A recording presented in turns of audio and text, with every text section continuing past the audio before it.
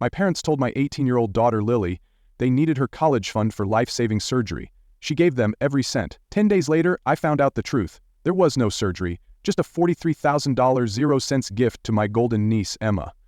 I didn't yell. I didn't storm over. I mailed a letter, and when they opened it, the neighbors heard their screaming from halfway down the block. What was inside? Let's just say they never saw it coming. That night, everything looked ordinary. That's the cruel trick of betrayal. It never sends a warning. The lasagna bubbled quietly in the oven, the wine glasses didn't match but were polished spotless, and my mother, Susan, had her usual pre-dinner ritual of scrubbing the floors like Queen Elizabeth might pop in for dessert. My daughter Lily had slipped back into eyeliner, soft black, uneven wings, her way of trying adulthood on again, cautiously, like a jacket that might not fit. She sat beside me, small in her skin, shoulders drawn in, like she didn't want to disturb the air. It was just another Sunday dinner, but it would be the last time I'd sit at my parents' table and pretend we were a normal family. The last time Lily smiled at her grandmother was without flinching. The last time I'd laugh politely at a story I'd heard 100 times before, wondering if maybe this year they'd finally see us. See us. Across the table sat Emma, my niece, my sister Grace's only child, sun-kissed and loud, every word soaked in confidence. She wore a dress that shimmered when she shifted in her seat, and laughed too loudly at jokes that weren't funny. She wasn't mean, just raised to believe the spotlight belonged to her. My sister Grace was radiant, as always, perfectly lit by the glow of endless parental approval. And my parents, Susan and Robert? Well, they looked younger than they had in years. Their faces smoothed out by pride, their bodies buoyed by the feeling of being on the right side of a family line they'd quietly drawn long ago. They smiled at Emma like she was their legacy. At Lily, she was someone else's child. That night, I had no idea what they were about to do, but looking back, the warning signs were all there. The glances, the tension, the way my mother filled Emma's plate before her own granddaughters. It was more than favoritism. It was foreshadowing. It started, as these things often do, with a toast. Emma tapped her spoon against a wine glass with the flair of someone who's used to having a room's attention, then stood up, eyes glittering like the diamonds on her borrowed earrings. I thought she was about to announce a new internship or maybe another engagement to that same on-again, off-again boyfriend who vapes through church, but no. This was different. I made an offer on a house, she beamed. There was a beat of silence, a pause filled with blinking relatives trying to process the sentence, then clapping. My sister Grace's eyes welled with tears of joy, pride, or habit, who could say, and my mother, Susan, placed a hand to her chest like Emma had just won a Pulitzer. My dad, Robert, grinned widely, the corners of his eyes crinkling like he'd been holding in the news for days. Emma went on, hands animated, voice sparkling. I wouldn't have been able to do it without Grandma and Grandpa. I seriously don't have the words to express how generous they were. It was way more than I ever expected. More polite applause. I even joined in, why wouldn't I? I assumed it was some modest amount, maybe a few thousand to help with closing costs, a little family boost. Susan and Robert have always had a flair for dramatic generosity, just rarely in my direction. Then, Emma added, it was $43,000. I cried when I saw the transfer. Gasps, cheers, my father cracked a joke about inflation. Grace practically climbed across the table to hug him. The room was a flood of happy noise and praise, everyone swept up in the moment. Everyone except Lily. She sat frozen beside me, her half-eaten salad untouched, fork limp on the edge of her plate, like she'd forgotten how to use her hands. Her shoulders were curled inward. I leaned in and whispered, "You okay?" She nodded, too fast, eyes still on her lap. Just tired. 15 minutes later, she stood up and mumbled something about not feeling well. I offered to drive her, but she declined. I'll take the bus, she said. I just need air. I let her go. God, if I had known what I'd come home to, I would have chased her out that door barefoot. Instead, I poured another glass of wine. I helped clear plates. I made small talk. I pretended that what I'd just seen didn't feel off, didn't bruise something tender in me. When I got home, the house was dark except for a thin spill of light from the kitchen. Lily was still in her jacket, hunched at the table, phone face down, eyes dry but raw. Hey, I said gently, what's going on? She looked up slowly, as if the truth weighed more than her bones could carry. I gave Grandma my college fund. I blinked. What? All of it? She nodded. The full $43,000. 0 cents. I transferred it to her. I think I laughed, one of those dry, hollow sounds your body makes when it's trying to reject reality like a bad pill. Wait, what? Why? She said she needed surgery, Lily whispered. She told me she was in constant pain, that it wasn't covered by insurance. that she didn't want to tell anyone because she didn't want to worry people. She said she waited until I turned 18 so I'd have control of the account. She made it sound urgent. I sat across from her, the kitchen tilting slightly beneath me. She told me it was a procedure she'd been putting off for years, that it was risky and she might not survive without it. She cried. I closed my eyes. And you didn't tell me? She begged me not to, Lily said. She didn't want to make it a big deal. Said you'd worry or try to stop her. I thought if I could help, I should. I figured I could take a gap year, maybe get loans. I didn't do it because I was scared. I did it because I wanted to help her. Then her voice cracked. And now I feel like an idiot. My stomach twisted. How much? She pulled out her phone. Her hands were shaking as she turned the screen toward me. $43,000, 0 cents. The memo line, for surgery, hope you're okay, the heart nearly broke me. I stared at the number like it might rearrange itself. Like maybe I was still at dinner and this was just a cruel napkin ring daydream. But it didn't change. It didn't soften. They took it. Not just the money, but my daughter's kindness, her trust, her innocence. They told an 18-year-old girl that her grandmother might die, and they leveraged that lie to steal her future. And then they gave it away. Not to save a life, not to ease suffering, but to help Emma buy granite countertops and an Instagrammable breakfast nook. And they smiled about it. At that moment, the room went quiet in my head. I knew there would be no yelling, no tears, no confrontation with shaking fists and shouting matches. There would be a reckoning, and it wouldn't be loud. It would be cold, precise, unmistakable. They thought Lily was soft, but they forgot whose daughter she was. There's a special kind of betrayal that doesn't come with slammed doors or shouted accusations. It comes with quiet mornings, cold coffee, and the weight of silence between a mother and her daughter. After Lily told me the truth, I held her. She cried, but I didn't. Not because I wasn't devastated. I was. But my grief had no room to breathe. It was already being replaced by something colder, a sense of purpose. A shift in air pressure, like standing in a storm's path with your eyes wide open. I didn't scream, I didn't break dishes or demand explanations. I started planning. The thing about families like mine is, on the surface, we look normal. That classic suburban gloss, barbecue Sundays, mismatched Christmas sweaters, 1,000 digital albums labeled Family First. But normal isn't always what it seems. Sometimes, it's a camouflage for something much darker, a hierarchy built on loyalty, not love. And in our family, loyalty was a one-way street. I used to think Susan, my mother, was just complicated, maybe a little controlling, overly proud, a bit blind when it came to Grace and Emma, but not malicious, not cruel. That's what I told myself. Because it's easier to believe in flaws than to face patterns. But this was something else entirely. I drove to my parents' house early the next morning, didn't shower, didn't even brush my hair. I needed answers and I needed to see her face when she gave them. Susan opened the door in her floral robe, her hair pinned up, acting like I'd stopped by to borrow a casserole dish. "Dana," she said, blinking like I was the one out of place. "Is everything all right?" "No," I said. "You tell me." I walked in uninvited. She didn't stop me, just followed me into the kitchen, humming softly as she filled the kettle like it was any other day. "Did you ask Lily for her college fund?" I asked. She didn't flinch, just kept fiddling with the stove. "She offered it," she said after a moment. "She's a very generous girl. You raised her well.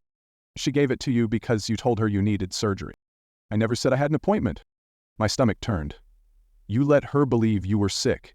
You asked her not to tell anyone. You watched her give you everything she had, and then you turned around and gave it to Emma. She'll understand when she's older." "No," I said. "She won't." Susan finally turned to face me, arms crossed. "This is ridiculous. You're blowing this out of proportion. Lily made a choice. I didn't force her. She's an adult. She's 18. She'll learn," she said. I left before I could do something I'd regret. But I wasn't done. Back home, Lily sat quietly at the kitchen table, eating cereal from a mug. She didn't even ask if I got answers. She just said, "She lied, didn't she?" I nodded. "There's no surgery." Lily stared at the spoon. "That's what I thought." A long pause followed. Then she asked, "Do you think Emma knows?" That was a question I couldn't leave unanswered. So I called Grace. She sounded bubbly at first, probably thinking I was calling to gush about her daughter's big moment. But my voice was flat when I told her everything. Susan's lie, the stolen funds, the deliberate manipulation. For a moment she didn't say anything, then with a sharpness I hadn't heard from her in years, she said, "That money was a gift. It's not our fault your daughter gave it away. You don't think she deserves it back?" "Why would we give it back?" she snapped. "Grandma said it was hers to give, end of story. Even if she got it by lying." "I don't control my mother, and neither do you." She hung up. The air around me went still. That was when I knew this wasn't a misunderstanding. It was a coordinated choice. A betrayal passed down like a family recipe.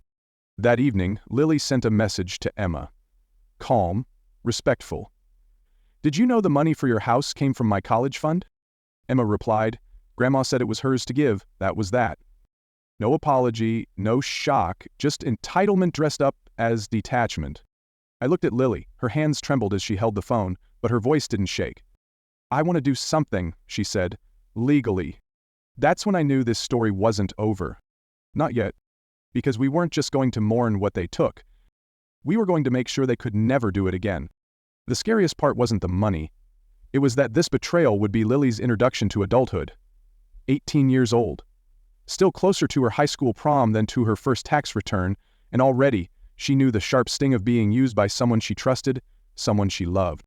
So when she said, "I don't want to sue Grandma," I didn't push her. I just said, "Then we start with the facts." We sat at the kitchen table, our little war room, and pulled everything together. The bank transfer. The memo line read, "For surgery. Hope you're okay." The texts. "I've been sick for a while. Please don't tell your mom." Everything was so carefully worded, so manipulative, it didn't even need embellishment. Our lawyer was a calm woman with sharp eyes and a voice like thunder wrapped in velvet. She skimmed the papers, looked Lily dead in the eye, and said, "This isn't just wrong, it's fraud." Lily nodded, slowly, like she was testing the shape of justice in her mouth for the first time. And then she said, "I want to talk to her first." She went alone. When she came back, she didn't cry. She just said, "She made me feel like I was the greedy one. She looked me in the eye and called me dramatic. Selfish." That was it. No more waiting. The complaint was filed within 48 hours. 10 days later they were served. Susan opened the envelope in broad daylight, on her porch, for the whole neighborhood to see. I know because someone filmed her. My aunt sent me the footage. She screamed, called me a vulture, a traitor, even said I'd brainwashed my daughter. I watched it twice. Not because I enjoyed it, but because it confirmed everything. I didn't expect the smear campaign. But when people are drowning, they'll grab whatever they can, truth be damned. Susan didn't call us, she called everyone else. Friends, cousins, church ladies, even our old neighbor Miss Evelyn, who used to bring us banana bread in winter.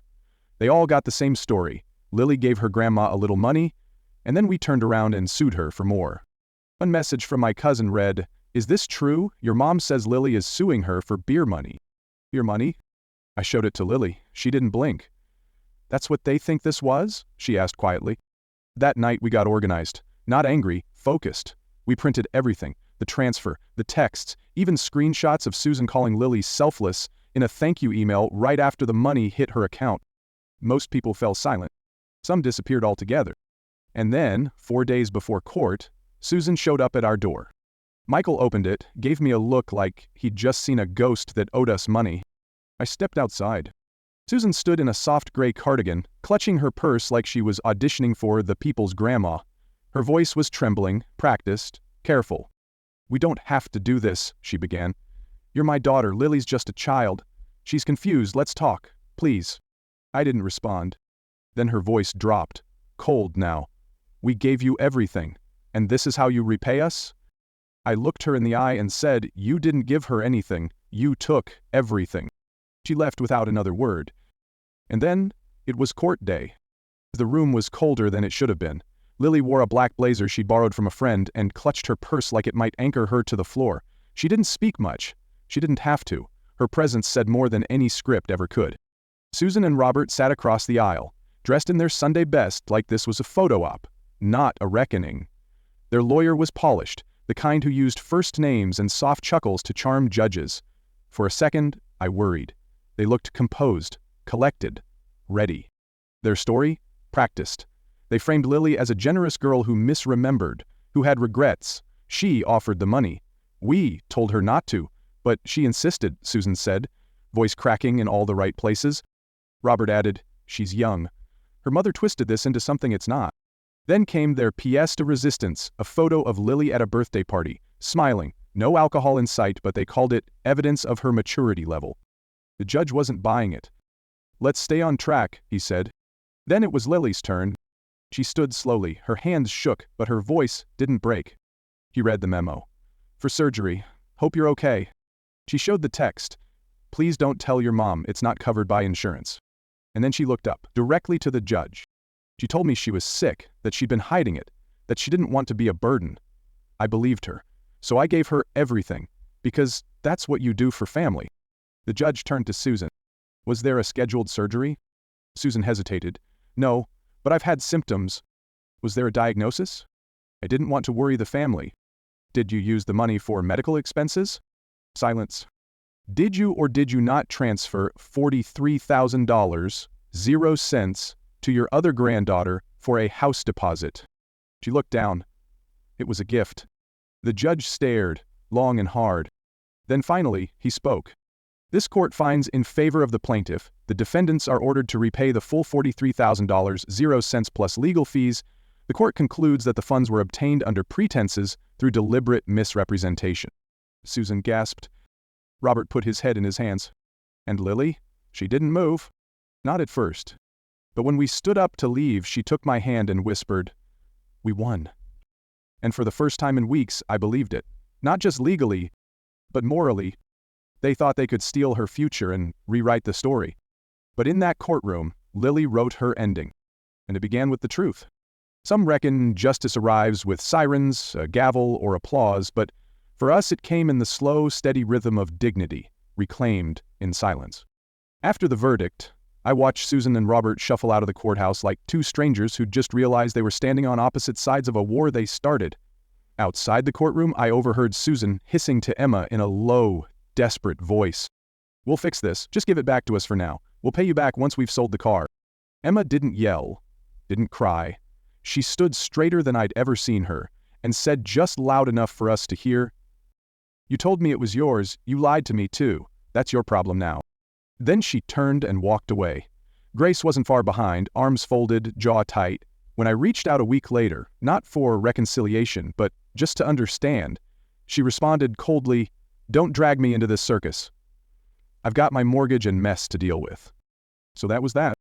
The following week, Susan and Robert listed their home, the big brick colonial with the hydrangeas out front, the one they used to claim was worth dying in. It sat for a while, the price dropped twice, and then sold below market. Word made its way back to me through a mutual friend that they moved into a one-bedroom rental near the old bus depot. No dishwasher, peeling wallpaper, an air mattress in the living room. And you know what? I didn't feel good about it, but I did feel finished. Because justice doesn't always feel like victory, it just feels like the weight is finally lifted. Not clean, not perfect, but real. It's been a year and a half since that courtroom showdown, and Lily, she's grown into something fierce and gentle all at once. She's in her second year of studying psychology now, ironic maybe, given everything, but she says she wants to understand people. Why do they lie? Why do they manipulate? Why the ones you trust most can hurt you with a straight face and a warm hand? She still gets anxious around extended family, still shrinks a little when someone praises Emma in front of her, even if it's just a passing comment. But she's healing in her way. She still gives her time, her love, her trust, but now she double-checks the locks before she hands over the keys. As for me, I've stopped trying to explain myself to people who were never listening to begin with. We've gone completely no contact with my parents. That door isn't just closed, it's sealed, bolted, and painted over. I don't send Christmas cards. I don't check in to see if they're managing. I don't let them near Lily. Because forgiveness may be free, but access? That's earned. And they burned the bridge, then danced in the flames. Emma has stayed quiet since. Not an apology, not a card, just silence. And honestly, that's fine. Sometimes silence is louder than sorry. You know, people always talk about breaking generational trauma like it's one big loud moment. Screaming matches, dramatic walkouts, doors slams you feel in your bones. But most of the time, it's not like that. It's you standing in a kitchen at 3 a.m. staring at your child wondering how on earth the people who raised you could lie to her face. It's choosing not to reply to the guilt-tripping voicemail. It's saying no quietly, calmly, again and again. It's holding your child's hand in court. It's closing the door behind you and not looking back. It's rebuilding with whatever's left, bit by bit, breath by breath. Now our home feels different. Not because we bought anything new or painted the walls, but because it's finally ours, free of entitlement, expectation, or manipulation. I see Lily watching the world sharply now. She's still kind, still soft around the edges, but she no longer gives people the benefit of the doubt when they've proven they don't deserve it. She knows her worth. And that's a gift no court, no money, no betrayal could ever take. And me? I'm just proud. Not because we won, but because we survived, and we didn't let them rewrite the ending. So, to anyone watching this, maybe you've been there too. Maybe you've been made to feel like you owe your family for simply being born. Maybe you've been guilted into silence, into surrender, into watching someone you love get used like a pawn. If that's you, let this be your sign. You can say no. You can stand tall. You can walk away. Even if it's your parents, even if it's someone you once trusted with your child. Because protecting your peace is not betrayal. It's survival. And eventually it becomes freedom. And freedom? Well, that's worth everything. If this story moved you, if it reminded you that standing up for what's right sometimes means standing alone, then I hope you'll stay with us. Hit that subscribe button so you never miss another story that speaks to the heart. Drop a comment below. Have you ever had to hold your own family accountable? We'd love to hear your voice. And don't forget to watch more videos on this channel for stories that are real, raw, and remind us what it means to fight for truth. Thanks for watching, and remember, silence protects no one, but the truth sets you free.